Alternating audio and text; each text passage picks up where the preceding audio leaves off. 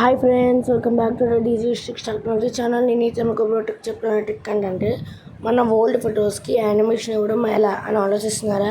First Google open చేయండి, animate the old photo అని type చేసి సెర్చ్ చేయండి.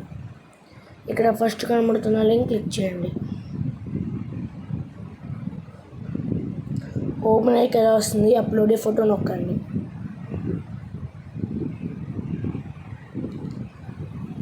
మనకు నచ్చిన ఓల్డ్ ఫొటోస్ ఇవ్వచ్చు.